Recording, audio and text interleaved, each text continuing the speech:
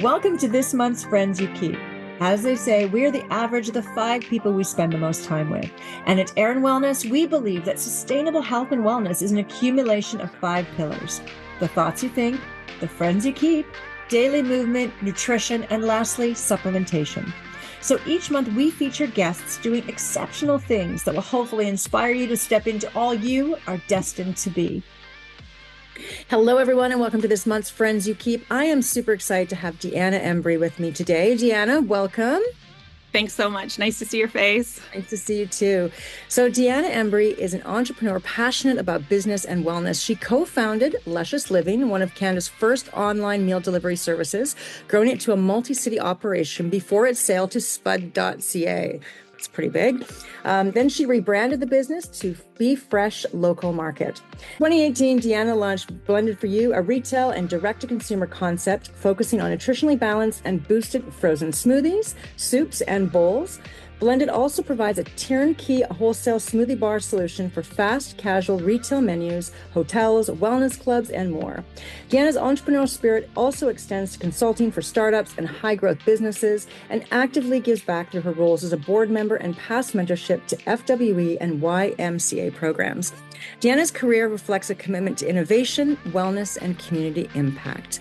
Thank you for coming today. Wow, that's an intro.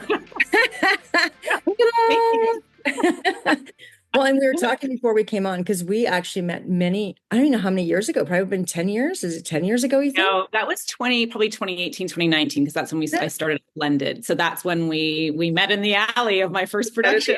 I know. So that was had been 2018 because I was packaged out from Body Plus / Jameson in 2019. So it would have been just on my tail end career before then I started Erin Wellness, which is really fun. So congratulations. I mean, that was a good move. Well, congratulations to you too. So for those of you who don't know, let's kind of dig in and tell me all about your entrepreneurial journey and how it has taken you to where you are today with Blended for You. Yeah, I mean, I've been an entrepreneur for over 2 decades now. So it was 2003 when I started Licious Living, which is was a fresh, healthy meal delivery, complete nutrition, direct to your door, fresh prep direct to your door, daily coolers. And it was before really there was a lot of grab and go, fresh, healthy meals. Meal kits were not a thing. So it was very early stage of that trend and very early stage of the online, world. So the idea of ordering not just restaurant or like Chinese food or pizza to your home, but actually fresh, healthy meals that you ate daily. There were some companies in the States starting at, a couple of operations in Canada, but it was very, very early stage. And so we were doing many, orders on Excels and sending them into the kitchen. It was just sort of that wild time of really the front end of that wave just starting. And so I was in that business. We sort of ran that business, extended into, Alberta, Ontario, got into from there as an extension, very small footprint, grab and go healthy, smoothie bar, salad, sandwiches, wrap, kiosk type business model. I had done some traveling, to London, New York, and I could see what was happening there. And, both from a price point of view and also just accessibility, like grabbing a healthy lunch, like as somebody who has always been very active, who's always worked a lot and been a very busy person. Personally, I very much felt the struggle of trying to find healthy grab and go food, that was truly good for me, that I would eat on a regular basis.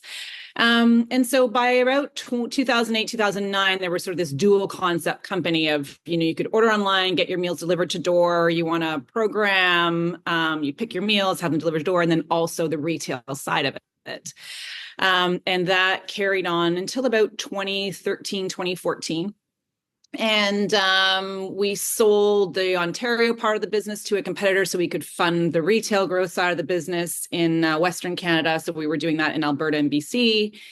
And I loved it. It was very hard, sort of being one of the first companies doing, something very new in, Canada and changing consumer habits and, healthy meals isn't just going to the salad bar and winging it. It was, truly getting the idea of like single serve packaged meals, fresh prepared into people's hands. There was a huge, change in consumer, habits and things that changed in that period of time that we were all a part of. So on the one hand was very hard, and the other hand, very exciting. So we kind of jumped on that wave.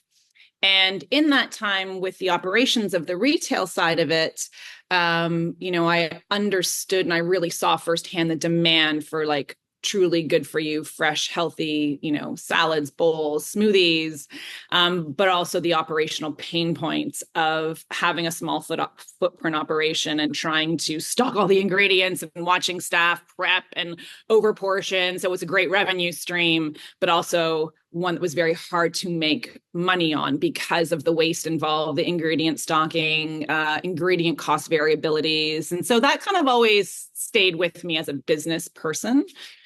And then in 2013, we started a conversation with Spud about an acquisition. We were in a position where we were going to need to raise money to grow the company or do a strategic partnership or some kind of we could not grow any further without having either outside investment or doing some kind of transaction. And I was really drawn to the idea of joining forces with a company like Spud that, I love what they do, their sort of ethos as a company. I met their leadership team and their board members, and I was very excited, to have almost like a team to work with. And, and it was, that these sort of like budgets to grow something. And so through, I guess, 2014, we did the deal. And, the brand at the time was Licious Living. And sort of through my first year with Spud, we rebranded it to Be Fresh Local Market.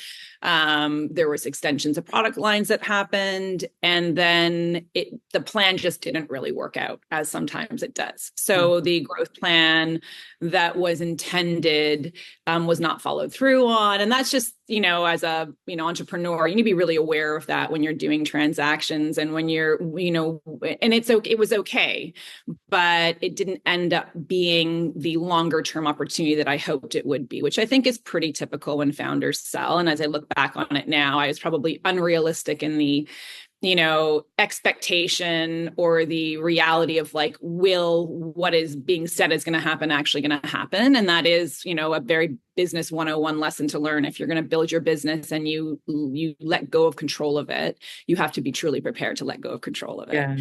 Yeah. And so, I moved on from that in, 2015, 2016. And the experience of that first business, whether it was the learnings as an entrepreneur, the product line. So I wasn't interested in going back into the fresh, healthy food space, but I still did very much love that world of how do you make truly good foods accessible to people and help them live healthier and more energetic lives. I was always an avid smoothie drinker and found it as a really great way in my crazy day to start it and make sure I get X in, and so, but I wasn't interested in starting up another company. I went off and rode my bike in San Francisco and learned how to kite surf and did all that, took about a 3-month hiatus. Came back to Vancouver, was, started doing consulting work and working with other businesses that were either starting up or going through, sort of high growth periods on a consulting level. Loved it, loved working with entrepreneurs, and was very happy doing that. And then a couple of people close to me in my life came against critical health hurdles and needed nutrition support. So one of them was my father, who needed to have just a valve replaced, but he needed to gain weight before his surgery. And then the other, on a more sort of serious situation, was my friend Darren, who was diagnosed with advanced colorectal cancer and couldn't eat, couldn't digest, couldn't absorb, really struggled with nutrition, couldn't absorb nutrients in foods that he was eating, like solid foods that he was eating. And we were talking and he was like, well, healthy food, can you how do I do this? How can you help me with this? And I was like, well, I will design smoothie recipes for you in the same way that I did for my dad, who had never had a smoothie in his life, I don't think, at that point, and sort of used to laugh at me when I would make these green smoothie concoctions when I would visit them. And so I designed smoothie recipes for both of them, very high, nutrition dense, protein, fiber pack, really as much as I could get into them that their bodies would absorb and absorb efficiently. And they were very supportive in both cases in terms of how they helped them get through these, reach these sort of go through these health hurdles or reach their health goals in my dad's example, in terms of just getting more good nutrition into their bodies. And then my friend Darren was like, well, this is amazing. I love them. He sent me pictures of them, like with him having had the cup in his car, and he was able to, actually eat while in treatment. But he's like, I keep running out of the ingredients. And I was like, could you just come and make them for me or do something? And I was like, well, I probably can't come to your home every day and make smoothies for you. It's a whole other cost. Long term.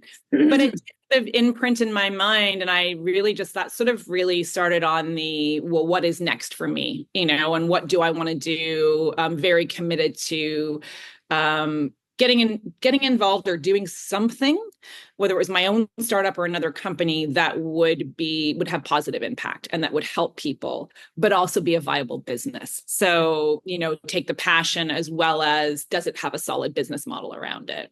So I spent about a year developing products. I pour them into like Ziploc bags, make my friends and family try them. Fast forward to very, almost fluke falling into finding a small kitchen space to start, bootstrap it. There was no, I certainly did my numbers, and I certainly looked at the market and looked at, well, what is out there now? Is there a convenient smoothie product that's out there that isn't just like single cubes of something, or like frozen bags of fruits and vegetables that are mixed up? Like, is there something that has a balance of like a good macronutrient balance of like carbs, protein, health? Is this something that you would eat on the go or drink on the go? And took my time developing it, wasn't, racing to go into startup mode again, knowing what that would be like for the first sort of 3 to 5 years. And, and the first time you start a business, it's a bit of ignorance is bliss. And the second time you're like, okay, I got to armor up for this. And this is like, I know what's coming for me, Yeah.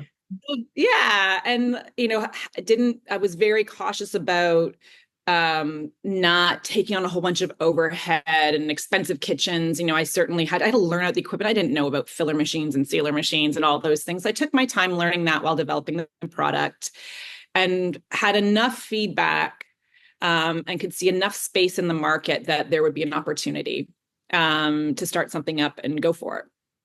So then that would be 2018 was when really, kind of second part of 2018 was really when the kitchen started.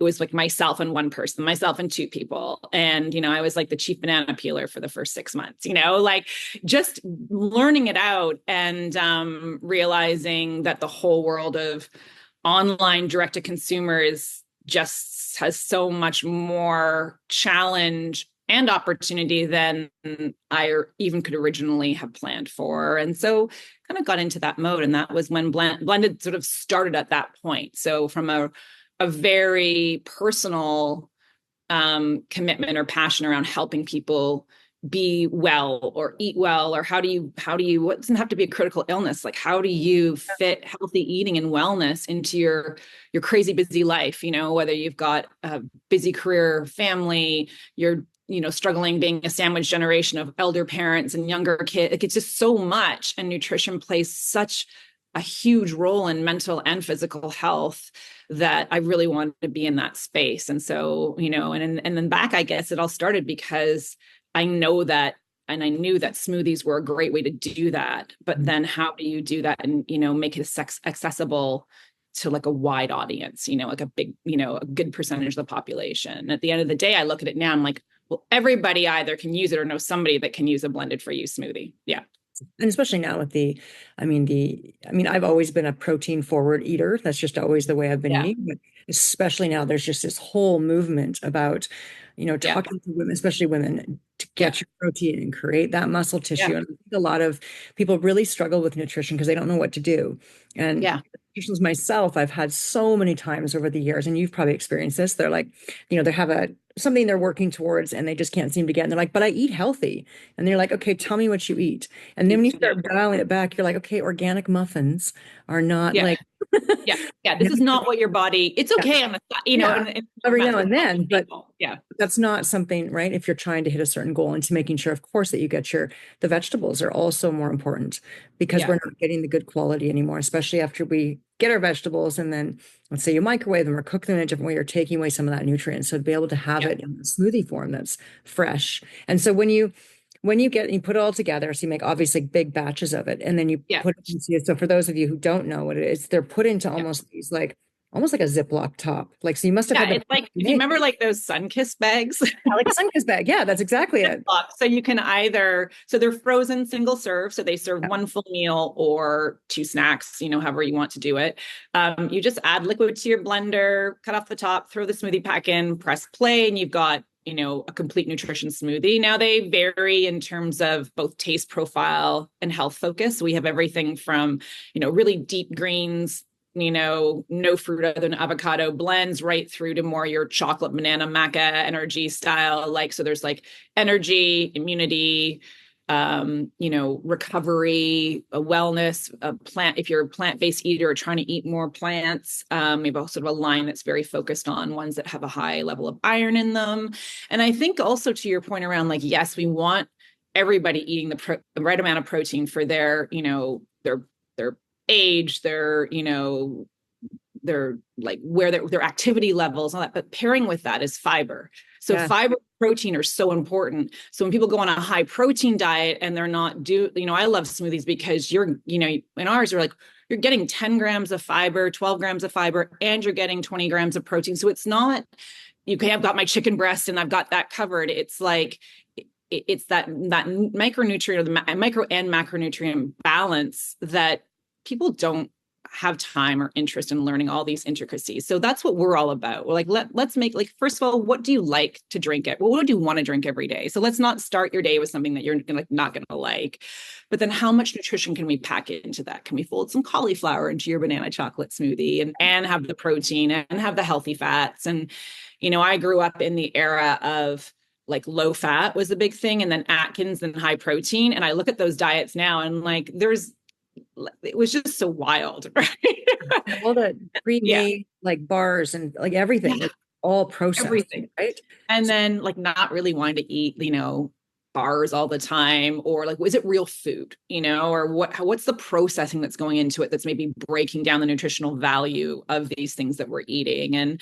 And so, yeah. And I think about you when you're on the road and you're visiting stores, like, I'm like, what are you eating in the car when you're driving? You know what I mean? Like, are you spooning a blended smoothie? Like, how can we be that for people? And I used to like skip meals because I couldn't get my hands on healthy food. Or I'd be like, oh, my oat milk latte, at least it's like not soup. And I would be like, no, that's crazy. You come from like health and wellness and nutrition. Like you like, I couldn't find products that really helped me.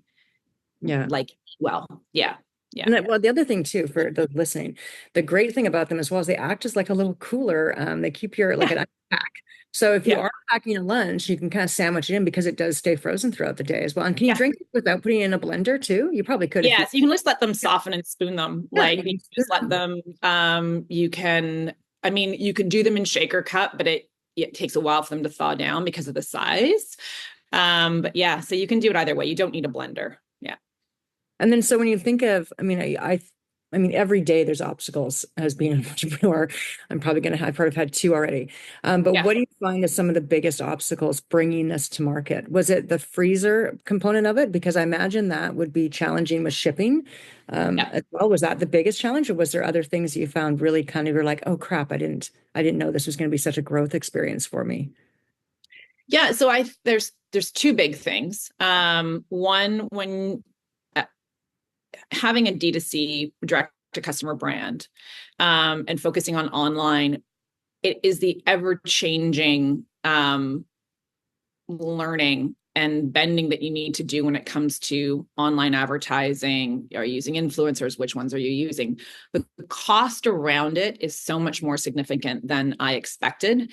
And even now compared to 5 years ago when we really started to get going, the cost and not even the cost, the ability to get eyeballs on your product because of what it used to mean, like what your dollar spent on Instagram or Facebook advertising, or, what that used to mean in terms of ROI and what that is now is completely different, and it's very expensive. So you do save on having, let's say, a retail footprint store, but you have to plan to have the margin. Like your product has to be able to allow for what is that end customer price point, and then how much do you need to spend to get that traction, get those volumes. And so that was the biggest hurdle that I had in startup. So I almost laugh at my original projection numbers where I thought, well, we do this and we'll do this. It's hard.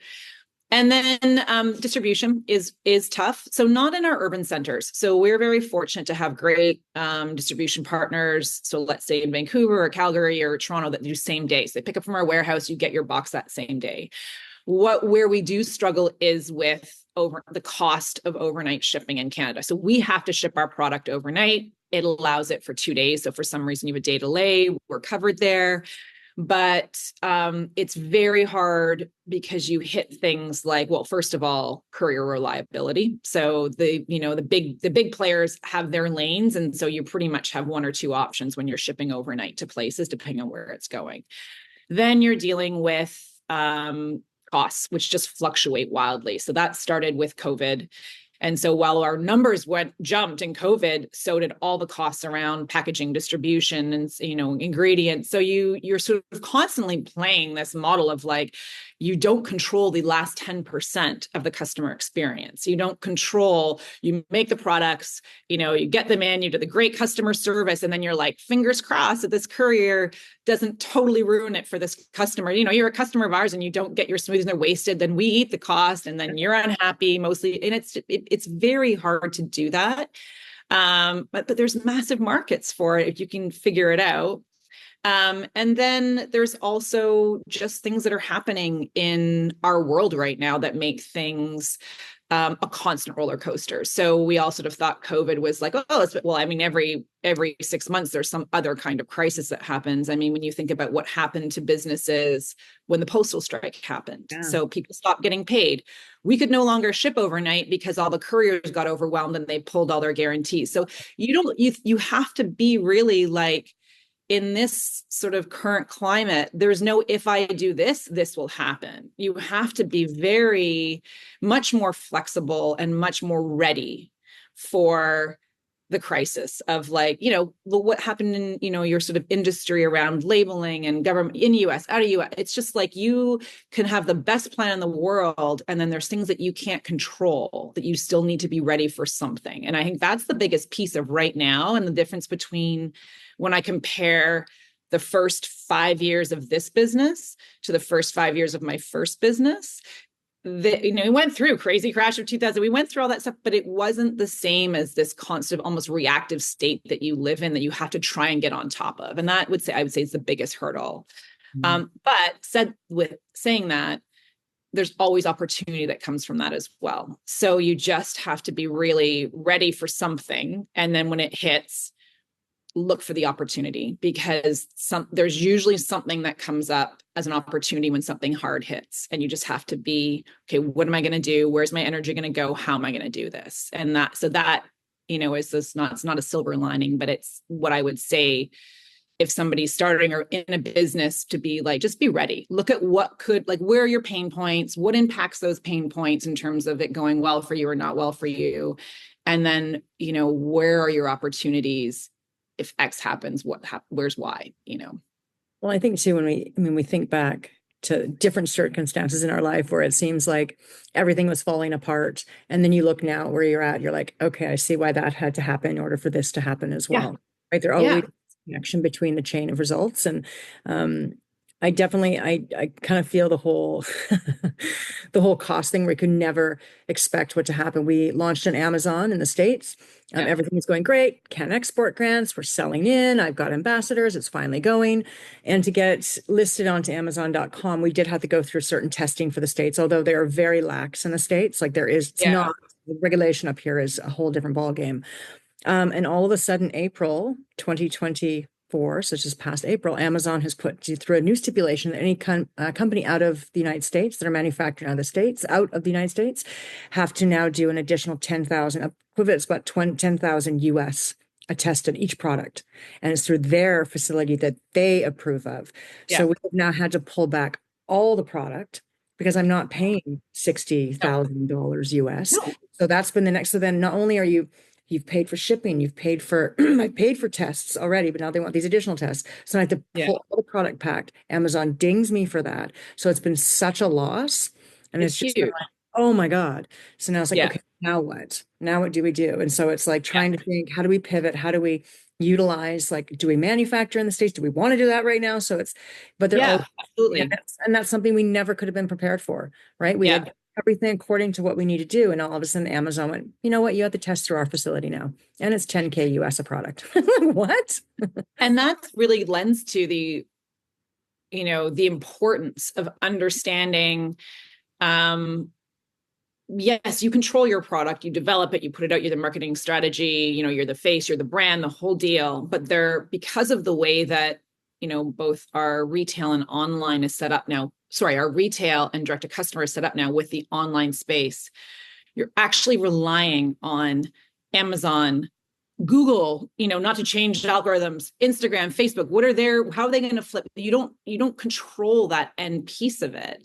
And it is you're always in a vulnerable position. You really understand, like, what are the risks and liabilities? Like, if the government changes policy, if Amazon changes their mind and they want to grab more market share, it's almost that, like, well, you're going to pay 10% more or not be here. And you're like, I guess I'm paying 10% more. And it all trickles to the consumer, but it just is one of those things where it's not traditional sort of 10 years ago, whatever, where you put X amount of time in, you get on X amount of shelves, you're selling on a platform, you're very vulnerable to changes and policy and even agenda or priority of these other businesses, the other platforms. So they're very much controlling what customers have access to, who gets how you advertise. And, it's a different, there's opportunity again, but there's also challenge that comes with that can be hugely impactful for a business, especially as it's slow and starting. And that,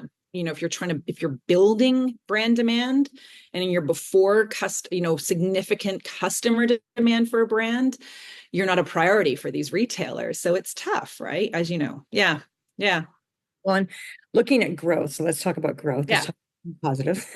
Yeah, of course. No, and I think that, again, like, yeah, sorry, I didn't mean to be like, yeah. No. I think it's great because there's always opportunities and growth from challenges. And so kind of in my situation and different situations you've had, I look at the Amazon thing as, okay, holy shit, this sucks, but what's going to come from this? Because something good will come from this. So whether direct to retailer down the States, we've found a direct distributor we can deal with. So it's opening up different ideas, but it still is that, you see the thing of the entrepreneur and it's like sketchy all over the place. Oh, yeah.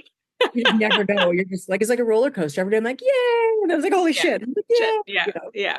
Totally. Like up and down. Right. So, and in that, there will be a positive thing that comes out of it at the end of the day. Yeah. And as you said, you've got a great product and you've got a great brand and you are so committed to it. So you will find those opportunities. And there is a reason why all this is happening, but it's just preparedness for those things. The road is never what you think it's going to be when you start up. Never. Yeah. I also thought too that launching a brand was the hard part. And I'm like, oh my God. No. It's like, that's just easy. It's like, yay, here I go. Growing it. It's growing it. You're like, oh, this is the hard work here. Yeah. Oh, yeah, totally. Right. I wish I was just launching brands over and over again. I know. So in 2023, the global smoothie markets generated a revenue, which is incredible, over $12 billion US. Yeah. And the projection for 2030 is just a little over 23 billion, which is, those are huge numbers. So how does Blended For You plan to capture some of that market share? So two ways. So we haven't, there's a second part of the business or a revenue stream that really started to grow post-COVID for us. So I'll speak to that in a second. We call it our wholesale for smoothie bar piece. So for the online, our retail product, we are further sort of doubling down on the nutrition focus, having sort of getting into specific categories around supporting healthcare, getting, sort of moving away from convenience as being even a secondary priority. I mean, the sort of world of convenience product and your value proposition of it being a convenient product is a bit of a red ocean now. That to me is gone. So it's further differentiating our online products. We have like we have 3-day cleanse boxes and health resets that are very responsible cleanses. It's not that you're, depriving yourself, and just sort of really getting into more niche product for our online. So making sure every blend is very special in its nutrition and sort of health focused proposition. Doing more in the, with the cleanse or the health reset. So whether that's focusing on like a goal of reducing inflammation or resetting and trying to kick start cutting alcohol down and, less sugar, whatever that is, like really helping people with their health goals. And being very strategic about the personal experience with our products, and moving away from the ones that are all great products in terms of them being like nutritionally balanced foods on the go. But we definitely have what we call our superstars versus our, more like very healthy meal on the go, less boosting, you know what I mean? So that I see is still a very untapped space. So lots of convenient smoothie products, whether they're prepared grab and go or what we see on our grocery shelves now. We're very committed to how do we continue to develop blends or look at new lines that will truly support people's health goals and their journeys. So maybe it's a diabetic line. We have a program with VGH Oncology. So we have a number of blends that they recommend to people who are going, either going into treatment or in treatment, that are sort of safe blends with their, whether they're going through chemo, radiation. So I love that. That to me, I see as a massive market, and sort of continuing to sort of platform ourselves as a very trustworthy product line. Yeah. The other side of the business, which, I would have to say, like, it kind of lends to that whole message around when you're starting up a company, be really open to the different paths that your company might take in terms of your product lines. You're going to have the idea of what you start with, but then what are other opportunities are going to come knocking as an extension to that, and don't get really tunnel focused. So one of the huge pieces of our business that is fast growing is we work with other wellness, like, so it could be gyms, clubs, golf courses, hotels, cafes. We have a product line that we've designed specifically as we call it our wholesale for smoothie bar line.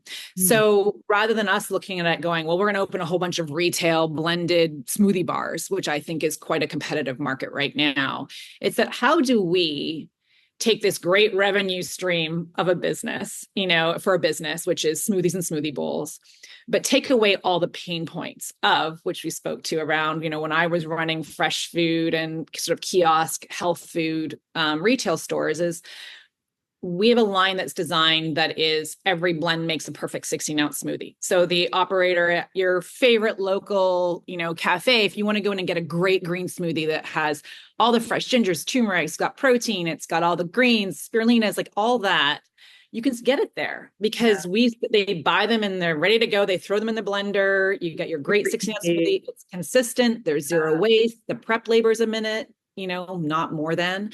And so we're really finding that as a huge way to get healthy foods out to people, continue our mission of making grab and go healthy foods and smoothies in particular accessible for people, but at your local corner, cafe, or you go to a hotel. So you travel a ton. And I know I always think about when I travel, one of the most stressful things for me is that I can't get my hands on, there's like a Starbucks in every, like in the base of every hotel or a cafe. And I just want a smoothie that's got protein and, lots of fiber. And it's not just bananas and blueberries and yogurt blended up, and so we've started to work with some amazing hotel chains so that's a huge piece of, so it's not traditional, like we want to have a bunch of blended standalone stores. It's that we want to put this product out there to make it easy for food service operators, whatever that looks like. You're at a golf course, you show up at 6 a.m. Like, what are you eating when you're going out to play golf? So, we do very well in sort of tourism environments where healthy foods are hard to come by, but operators have small footprint space, labor's at a premium, ingredient costs fluctuate. So we're really finding our footing in that space and are really excited about growing the business that way. I mean, you think And about, we do have, yeah, sorry. I'm sorry. I was just gonna say, you think about hotels. I mean, they have the continental breakfast and it is like just a carb fest. The last Yeah. time I was there, they had hard-boiled eggs and I literally took like 10 hard-boiled eggs. They're probably like, who took all the hard-boiled eggs? Boiled eggs. I know. I'll take it with me for the day. I'm like, score on this one. Yeah. So I mean, I'm like, I have, 5 in the morning and then I just eat mostly the white and a couple of yolks and then I'll have the other 5 day. But there's not a lot of the healthy options that they have, especially at these hotels. They don't have something like that, which would be that's such a fantastic idea. Yeah. And I think it's about like what's energizing food. Like you've got this audience of, business travelers that are on the road, half the year, or maybe just for 1 week straight. And like, they're doing big lunches, big dinners, and they're just like in the morning, they want to wake up, they want to do their workout, they want a green smoothie or a chocolate, whatever it is, a protein packed smoothie, and they're going to be energized for the day. So that's where we love to play.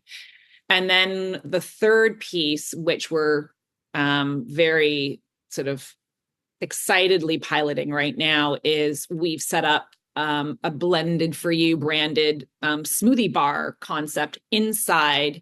So in Toronto, the sort of business paths and the business towers. So all the food services down there. And there's, we've partnered up with a group, the McEwen Food Group, and they have a boutique grocery store at one of their big towers, the TD big financial towers. And so it's almost like, when you go in the grocery store and there's like the sushi counter and the deli counter. So we have a blended for you smoothie and smoothie bowl counter.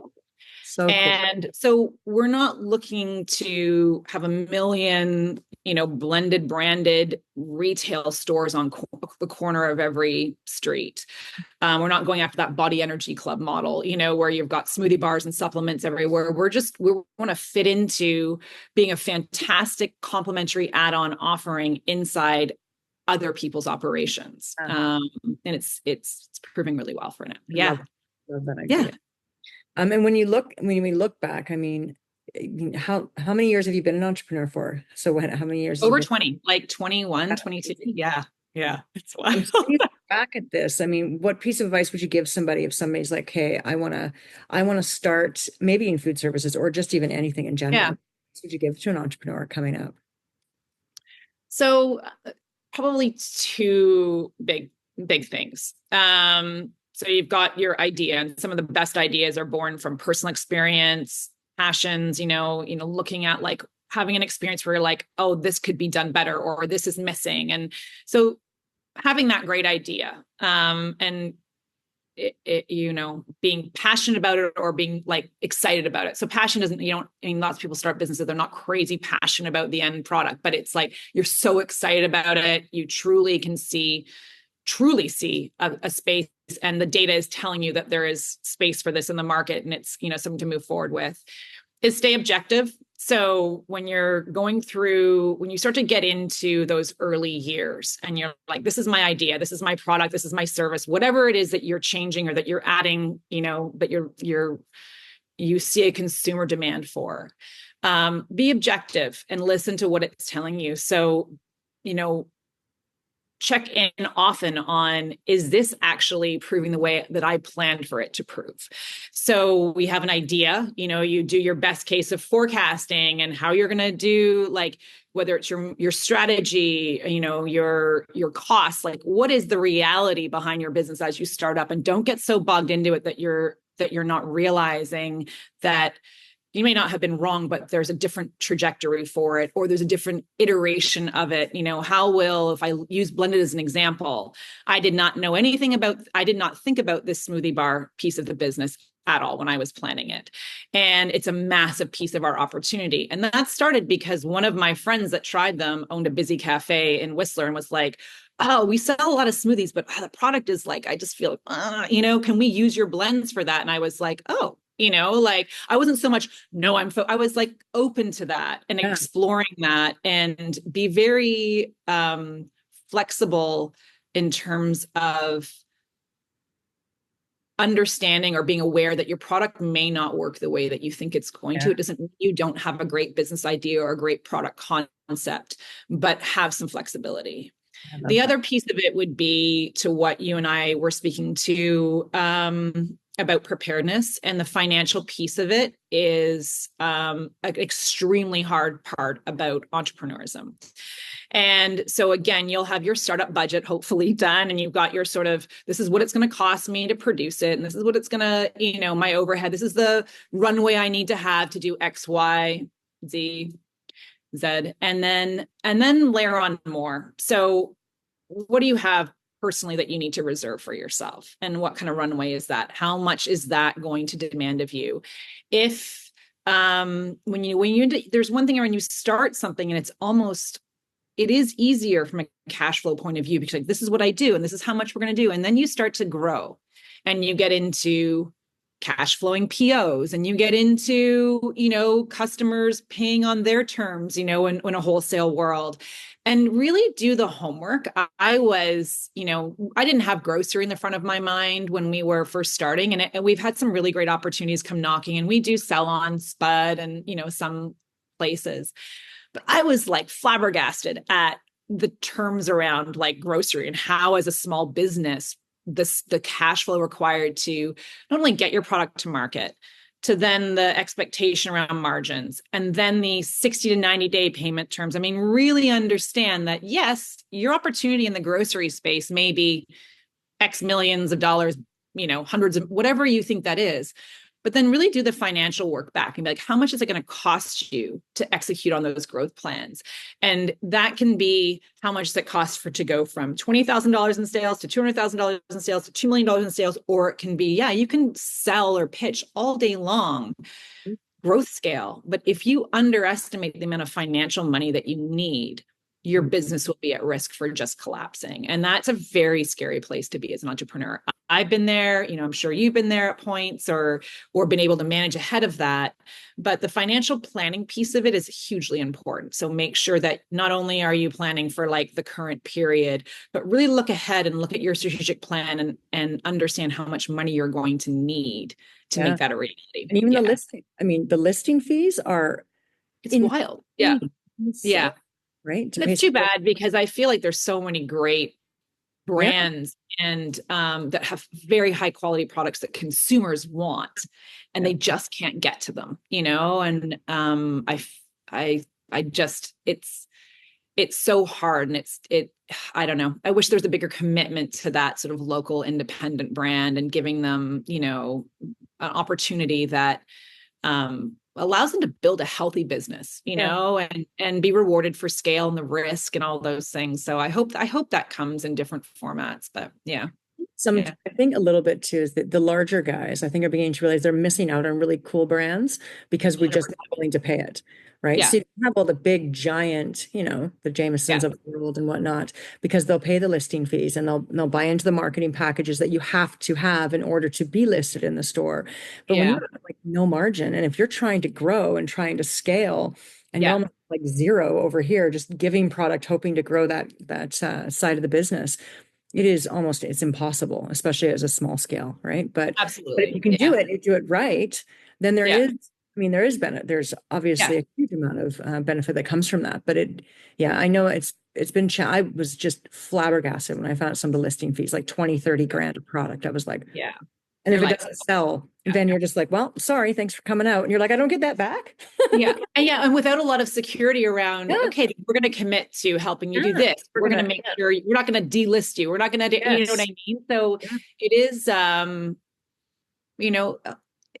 it is a huge area that hopefully will change. I don't know. I know. So So as a, those would be the two things: is be really objective and check in with, your plan versus reality in terms of how things are going, and opportunities. So look for those other opportunities, there. And how do you need to pivot if things aren't turning out the way you want them to, or they're too expensive, or you can't do something? What can you do, or what are you going to do so that you make this viable? You don't just work your butt off for 5 years and run out of money and have to, unfortunately call it a day. So that's, crushing. Yeah. So again, lots of opportunities. And if you've got a great product and a brand and you're willing to work really hard, you've started with the most important things. And then it's really watching market and making sure that you're financially set up for success. Yeah, exactly. So what is the Yeah. next BHAG, big, hairy, audacious goal for Blended for you? What is that? Yeah, I mean it's quite straightforward for the Canadian market. We're looking to 7x our revenue over the next 3 years. Amazing. Yeah, we've finally it took 5 years, but we finally figured out, who we are, how to scale, where the market opportunities are for us, which products to focus on. And so for the first time in about 5 years, I feel really confident that we're doing the right thing. So we can now go after growth. On a bigger scale, we do have global aspirations, expanding outside of Canada. We can't manufacture in Canada and ship cross border. It doesn't work for our product. So it's not just the USA that we're looking at. We are looking, is it global sort of strategic partnerships? How can we take what we're doing, where we found our footing in Canada and expand outside of the country. Yeah. I mean, it's a process and a risky one, but we just see a massive market for what we're doing. And those would be the big goals. Yeah. Sure. And so when we look at business, I mean, there's always balance, trying to find balance. So how do you find balance? Do you believe the word exists? What do you think on balance? I mean, I think balance in the traditional sense of the word, where people are like, I do this much work and I have this much personal time. I don't believe in that as it's particularly for myself. I don't thrive in that space. I work very much on that, like go, go, go, and then know when to pull back and recharge. I didn't know that. So say the first 10, 15 years until I sold my first business, I probably had zero boundaries around, work always came first. It was the unhealthiest I've probably ever been in my life is when I left Spud, in terms of like the hours that I was working, the stress that I was under, the impact it was having on my health, mental and physical health. Burnout is something that I try to get ahead of. I will certainly hit patches. What I would say is this. There are certain things that I have learned that I need to be able to operate at the level that I need to operate at, in terms of work capacity, stress capacity, being a good human being for the people that I care about in my life, and I create some non-negotiables. So for me, that is, eating well, physical activity, carving time, to do the things that re-energize me. And I also stopped putting stress on, like being stressed about the fact that I work a lot. So I stopped apologizing for it. Like, I have this mission right now and this focus. I love work. I love my business, and I did dance for a little while on that, like, oh, why are you coming out, or why are you leaving early, or, what do you do? Why don't you come away for this trip? And I was like, because this is what's going on with my company and I have to do this right now. yeah. And I used to feel tremendous amount of guilt around saying no, or going quiet. I kind of go underground, and then I pop back up, and, you find your people that will really understand that. And at the end of the day, I love building and growing businesses, and I love this business. And so I stopped apologizing for that and feeling badly about that, when others felt like maybe, oh, you just always work so much. And I'm like, well, I don't think there is I think it's different for every person. Yeah. And people have different capacities. And all those things are right. It's that individual, but what's going to actually make you, anything you can do that makes you happier and better at what you do is what you should focus on. I read, I listen to podcasts. I mean, those are things that get, make me really, like, get me going and give me ideas and keep me interested and interesting. And that's going to be different for every person. Yours might be marathon running, or, hiking crazy mountains, or I don't know, like it's, yeah. Love that. I love that, not apology, because I can definitely resonate with that. I mean, if I look even my dating history, that's always been Yeah. a constant complaint with the person that I'm Yeah. dating. They're just like, you work too much. You have no work-life balance. I'm like, but I love what I do. This Yeah. brings me joy, right? And Yeah. it's that I don't want to shut off, but I'm getting better at taking time for myself because I really can work 24/7, 7 days a week because I do love Yeah. it. That's the problem because I Yeah. love it so much. But in Yeah. that, I love the idea of just not apologizing for it anymore. And I think that also comes with maybe a little bit of age and experience. We were just like, I am Yeah. who I am, take it or Yeah. leave it. There's been a lot of that I find recently Uh, with myself too, right? Standing more in kind of who I am. But I do love that idea of not apologizing for working too much. yeah.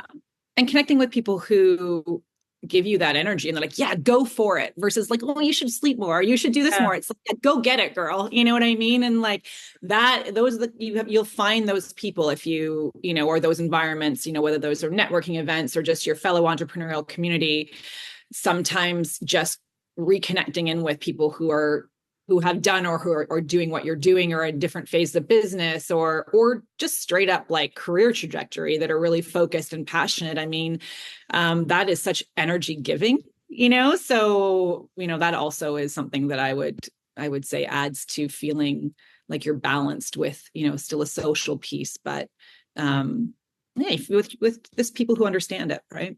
Love that. All right, Yeah. so rapid fire Yeah. questions. What would you tell your 20-year-old self? That I would listen to at 20. That's also There's a good. lots of things I would tell my 20-year-old self, but what did I She listen wouldn't to? listen. She'd be like, screw you, don't tell me what to do. Yeah. I mean, it's probably, when you sort of hit middle age, right? And you're like, okay, I think whether it's business or just personally, there's so much that happens in your 20s and 30s that are a journey, and you're going to hit some patches that are very exciting, and then you're going to hit patches that are very hard. And it's that understanding that you just need to keep like push through it, because that is what life is. Don't expect it to be a straight road of like, I'm going to do this, I'm going to do this. It's just not the way it goes. And so be kind, like being kind to yourself, making sure that you maintain. I was really hard on myself, particularly in my 20s, on, my physical self, on my self-esteem was such a, the confidence is one of the greatest tools you can have in your war chest, and self-assuredness. And I really just wish that I understood what a waste of time it was to be self-defeating or to compare myself to others. And I wasn't dealing with it the way that a lot of young people are now with social media and everything else. I mean, you really have to, on the one side, you see, a lot of young people like living in their own power and are much more confident than say like my generation would have been at 20, in terms of going after things. But at the same time, just it's just such a waste of time to beat yourself up over things. Put all that energy into creating the life that you see yourself wanting. Is that financial? Is that is it career? Is it career goals? Is it like don't put your energy into things that are going to get in the way of you reaching your goals and your happiness. And that's often what happens when you're young. You're so busy doubting yourself or worrying about that shitty relationship or that boyfriend or girlfriend or partner or whatever it is that's, not, just call it and be like, It will no, mean don't. nothing in 5 years or Yeah. even a year. Yeah, it doesn't. Just don't waste your Yeah. time. And I'm not saying that, again, part of those things, whether it's hard business things, hard relation, all those things are a part of life and giving them their due course, but don't give them more energy than you should. Yeah. What is your go-to treat besides blended for you? Blended for you smoothies. I'm not a sweet gal, so I would say I'm like a French fry girl. So I like, French fries, maybe with a really nice glass of red wine. Like I'm not a big drinker, but you know what I mean? But just like that, just that moment of indulgence, Yeah. We had French fries made with duck fat in New York this last week. Oh my God. With a truffle, like it was Yeah. next level. Yeah. So So I feel like if you're gonna do it, you do that. You know what I mean? Like Go you for the if you're duck gonna fat. do it right. Like I'm like, and if you're a chocolate fan, like go for like the really good Yeah, the chocolate. really good stuff, Yeah, right? yeah, right. Yeah. What is your favorite swear word? I'm definitely an F-bomb gal. I Are you? won't say it on the podcast. Yeah, but not so much just the word. I like to sort of mutter it sometimes, like you know, like I find it like not in like a hard way of like an aggressive way, but I find it's the one that suits most circumstances where you're just like, this is great. Or like, what the fuck? You know, like you can, Yeah. yeah, So exactly. many applications. So many applications. It doesn't need to be like as hard as it sounds, but I'd say that's the one that is most applicable to, you know, the Yeah. hilarious. Yeah. What is your favorite what's your go-to podcast or favorite podcast? So I started so in COVID, and there was a wild ride, and you know, we were such a young business at that point. I was like, how are we gonna make this? You know, like how are we gonna do this? And I started listening to one a day, Guy Raz, How I Built This. Oh yes, yeah, he's great. He's so great. And at the time he was, he's now sort of evolved it. So there's like an advice line and he's got different things going on. But the podcasts that were on, you know, that 2020, 2021, 22, they were, you know, John Foley of, you know, Peloton and like all these great stories. And what I love about this podcast is there's not one that I listen to that I don't take something away from. Yeah. The stories, like it really is a great way, whether an entrepreneur or not, of understanding what, like everyone sort of sees the end success. And I know stuff goes on in the middle, but like just the challenges. So there's learning, inspiration for sure. Like some of the ones where I'm like, oh my gosh, you did this. And I was like, so it's just like the takeaways, the learning, the almost humility of some of these amazing entrepreneurial success stories. I've gotten so many great ideas around our, you know, product iterations or marketing positioning strategy. And so that's would be my top one. And then I followed Jeff Galloway. He's an economist. Yes, he's great too. Yeah, he's great. Yeah. So, but as far as like one that's not too intense, but that, you know, I will throw it on to go running. I'll listen to a podcast. That'll be my run. And I find myself laughing and really appreciating what I take away from the guests that he has. Yeah. And even hearing, I mean, the similarities in story and hearing all the different ups and downs that these entrepreneurs go through. And you're just, okay, I'm not alone in this. Like, this is normal to have all this stuff happening to me right now, or this is part of the journey to get there. Absolutely. So and if you're thinking about starting a business, dive into some of these podcasts. It'll give you a sense of what's to come. You know what I mean? In terms of, you know, the literally you're on a cliff hanging on. So like, just, you know, that this is something that like is, you know, to your, probably one of my points of starting up a business, as you're getting going, start talking to entrepreneurs and really understand if this is for you. So it's one thing really hard to have a great product idea or a service idea, to be excited about it, to have your plan, but really understand this is not a 2 or 3 year job role. This is a massive commitment. And if you don't think it's for you, it's not worth it to start and stop in terms of the financial cost, the stress, the time, you know, all those things. Understanding what entrepreneurism is very important. Not just what your market is and your space is and your, you know, not just your business model or your plan. It's like, what does it mean to be an entrepreneur and what do you need to be prepared for?